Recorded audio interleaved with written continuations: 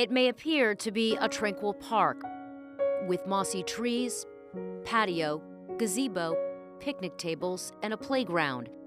But this is not just a place of peace. It's also a safe haven for families escaping from abusive homes.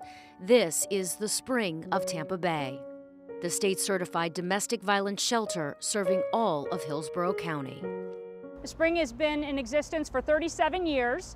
The shelter itself dates back to the early 1980s on land that was donated by a very generous citizen in Tampa. We spent October 1st, the start of Domestic Violence Awareness Month, getting a tour of the shelter with the Spring's president and CEO, Mindy Murphy. Because of wear and tear over the years and growing demand for more room for survivors and children, the shelter is feeling growing pains. The Spring is now working on plans for an expansion that includes moving an outdoor laundry area inside. But we're going to actually move them into the first floor of the new building. It'll be enclosed, it'll be air conditioned, and our participants will now have a nice laundry room, just like you all have in your homes. Creating a sense of home and normalcy is important at the Spring, particularly for the youngest affected by domestic violence. The Spring not only has a place to learn with an on-site school, but also areas for play that are getting more crowded by the day. So here we are inside the kids clubhouse. As you can see, it's a pretty small space, and we have had on many days up to 50 kids, and we're trying to do activities and programs for children, 50 children in this teeny tiny little space. Even a trip to the linen closet is evidence of demand outpacing supply. I think we have 3 blankets left and maybe 12 towels. Every week we're going out and buying in the community. We're buying towels, we're buying pillows, and we're buying blankets because we go through them constantly as people arrive.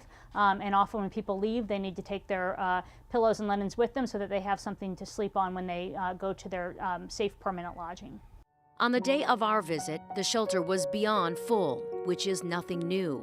The Spring has been over capacity for the last 6 months. That means that our 102-bed shelter has been sometimes hovering at 122 or 123 women and children, and today, for example, it's 116 people are living with us. So incredibly busy, just because it's really tough when you're designed for 102 folks to have that many. And especially tough when many of those in shelter are newborns and even unborn children.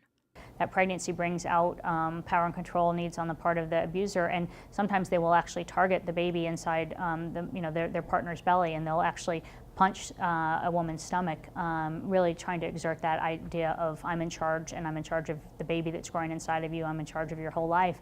And so we have lots of women coming seeking shelter, and with little babies who are 1, 2, 3 weeks old. And so when they come in, especially in that situation, they're often fleeing with just the clothes on their back.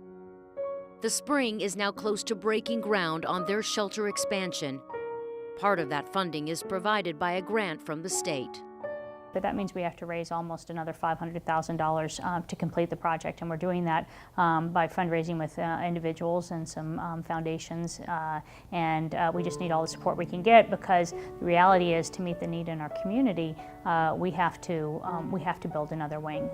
The needs are many, but Mindy points out that donations don't have to be large to make a difference. Every dollar helps keep a family safe. It's approximately $8 answers a hotline call. So, so many people think of shelter as the only thing that that centers provide. But the reality is, we answer the phone 24 hours a day, 7 days a week, so that we're a lifeline sometimes for people who maybe can't safely get to shelter, but they can talk to somebody on the phone and safety plans. If you give up a slice of pizza or a 7-Eleven Slurpee or 1 beer with the guys, just give up a couple dollars in your otherwise rich and wonderful and abundant lives, you can help us get to 0.